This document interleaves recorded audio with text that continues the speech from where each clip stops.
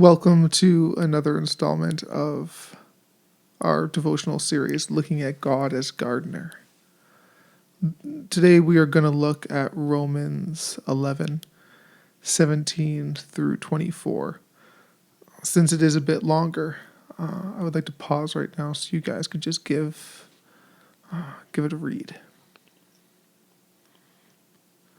So this passage first came to my spirit when I was a relatively new Christian going through that prideful stage where you don't understand why anybody wouldn't be a Christian.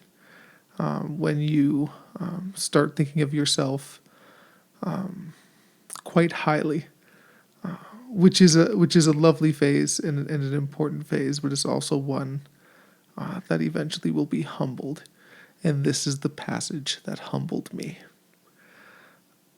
And so some things that really stand out from this is that, again, Jesus is the root, he's the vine, he is the source. And we cannot be confused with that. When we start bearing fruit, when we start having life, we cannot begin to think that we are somehow able to carry on without him, able to do it without him. And so again, this is another great reminder that God is the source and that we are merely a medium in his goodness. But there are other things that stand out in this passage. One being that indeed God has cut off people from his vine, originals, people from the tree of Abraham. And that should be humbling to us and a warning to us that even the first children of God spiritually, when they died, when they stopped, when they refused, when they gave up, were thrown away. And we should not think of ourselves as indispensable to God. The line that strikes me the most today, witness the simultaneous balance of the kindness and severity of our God. The kindness and severity. And this is God as gardener. This is God looking at his creation, walking through his garden, and seeing that, oh, these branches have died. They need to be cut off for the sake of the tree. Oh, this is in bloom.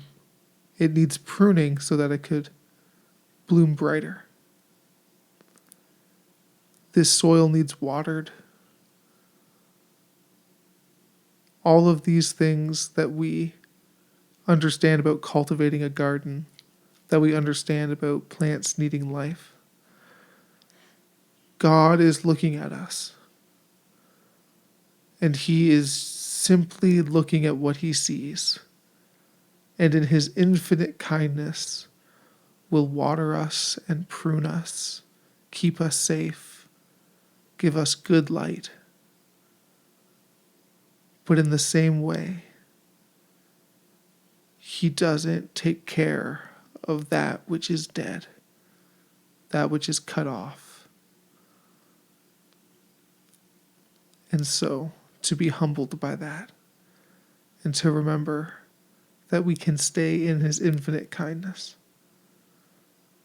but that we are not beyond all those who have fallen before us.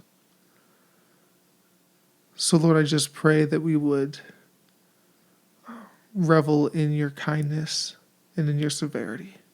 Lord, that we would have the fear of God in us. But, Lord, that we would also have a heart to see the beauty and generosity and grace in your hands. And, Lord, I pray that we would again today just reflect on our own lives and give ourselves up to you, Lord, for whatever you need to do. Prune us, trim us, water us. Lord, that we would stay in you. Amen.